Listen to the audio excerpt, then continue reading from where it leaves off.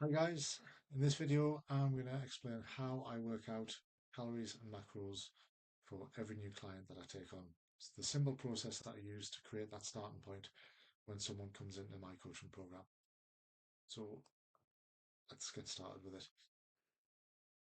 Most of the men I speak to, it's not that they struggle with effort. It's what they struggle with is knowledge and knowing where to start.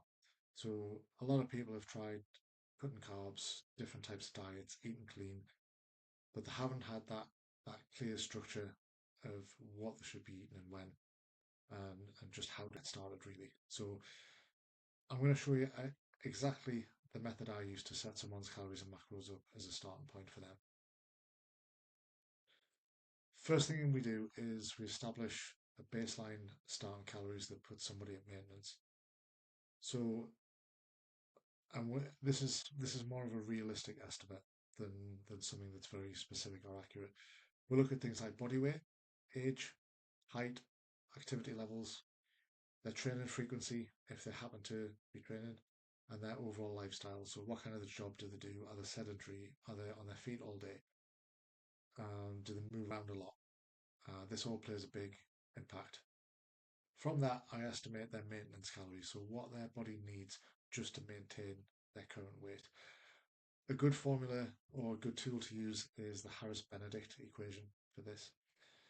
Once we have a realistic baseline of calories, then we create a calorie deficit.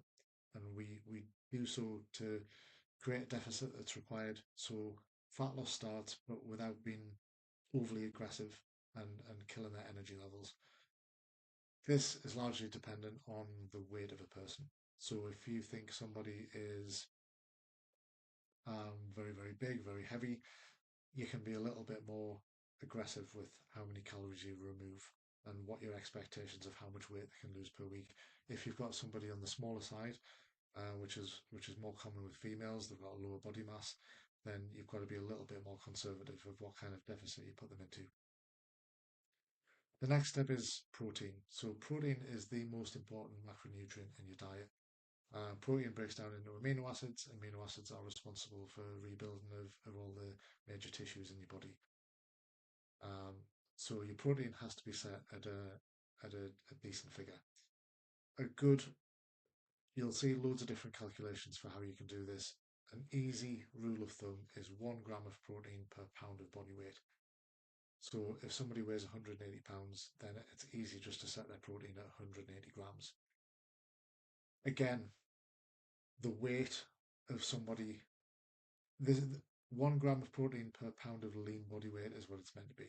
So obviously, if you've got an individual who is on the heavier side, they're carrying a lot of body fat, it's not necessary to set their protein target as high as their body weight because actually their lean body weight is a lot less.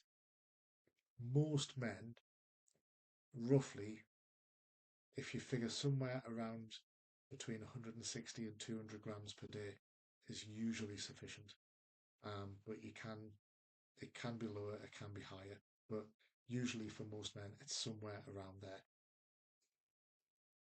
The reason we set protein first is it protects from muscle loss, particularly in a diet phase where your body becomes catabolic, it starts to break itself down for energy.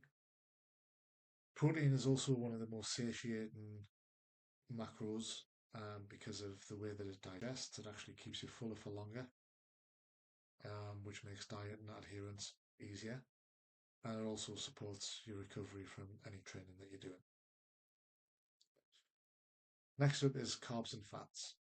So we balance these out, and the way we do this is we look at fats first. The reason we look at fats first is that carbohydrates are actually the only macronutrient which is completely expendable. And what I mean by that is your body does not need carbohydrates from your diet. You can actually function perfectly fine without carbohydrates because your body will break down proteins and fats to create their own sugars, with the end result being glucose. However, carbohydrates are important and they are beneficial, particularly for energy when you're looking at bouts of exercise or any strenuous activity. So we start with fat first. The World Health Organization recommendation for dietary fat intake is to base it on roughly 20 to 35% of your maintenance calories. So let's say, for example, if your maintenance calories were 2000 and 35% of that would be, let's say, 350, 700 calories of those 2000 would come from fats at the top end. So that's the percentage that we base it on.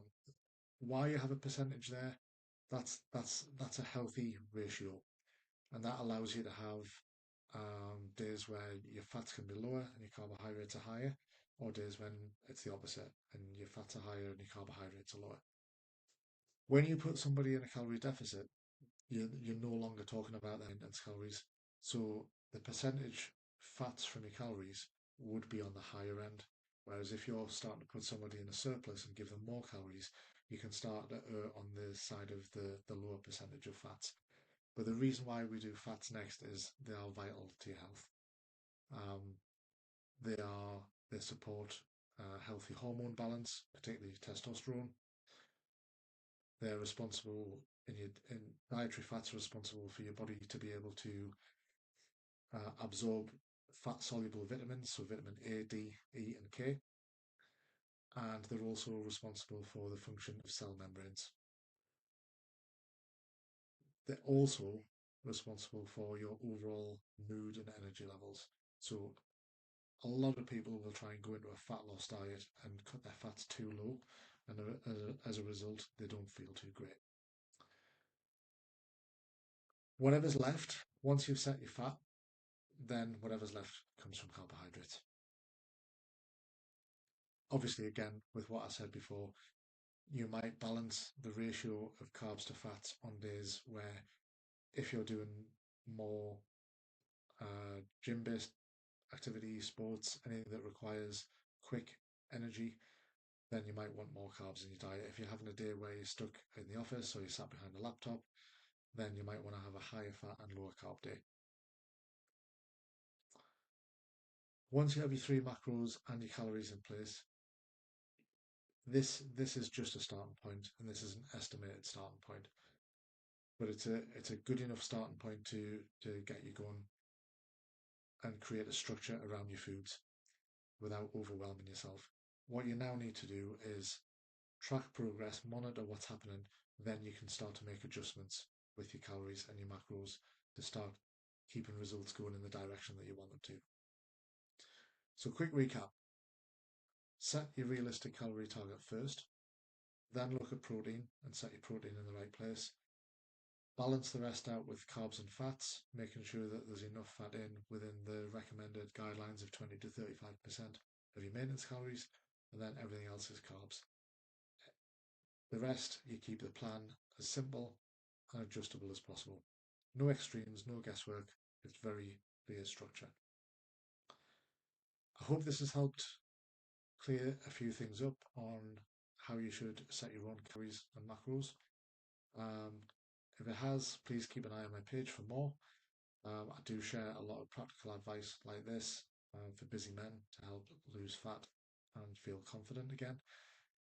If you would like a bit more information on this, DM me the word macro and I will actually send you a simple calorie and macro starting point for you that you can try yourself.